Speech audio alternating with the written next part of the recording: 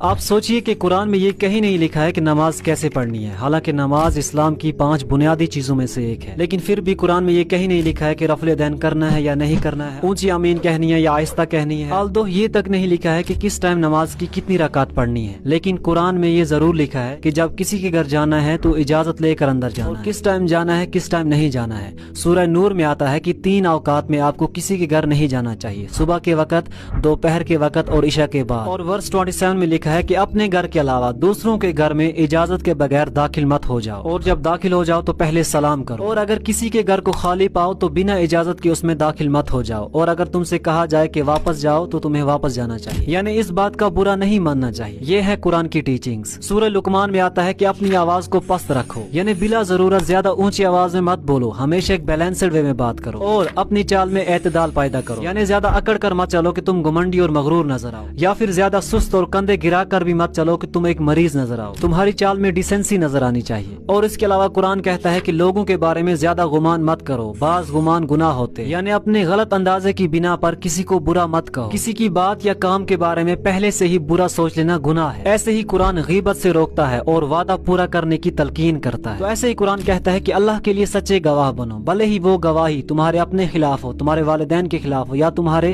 رشتہ داروں کے خلاف ہو، اینڈ سب سے ضروری والدین کے ساتھ حسن سلوک کرنا۔ قرآن میں کہیں جگہ توحید کے بعد ماں باپ کے ساتھ حسن سلوک کرنے کا حکم دیا گیا ہے۔ سورہ اسراء میں اللہ تعالیٰ فرماتا ہے کہ تیرے رب نے فیصلہ کر لیا ہے کہ تم لوگ کسی کی عبادت نہ کرو مگر صرف اس اللہ کی، والدین کے ساتھ نیک سلوک کرو، اگر تمہارے پاس ان میں سے کوئی ایک یا دونوں بوڑھے ہو کر رہیں تو انہیں اف تک نہ کہو، نہ انہیں جھڑک کر جواب دو بلکہ ان سے احترام کے ساتھ بات کرو۔ تو قرآن سب سے زیادہ زور دیتا ہے اخلاق کے اوپر کہ اپنے اخلاق کو اعلیٰ کرو، کیونکہ اخلاق سے ہی سویلائزیشنز بنتی ہیں۔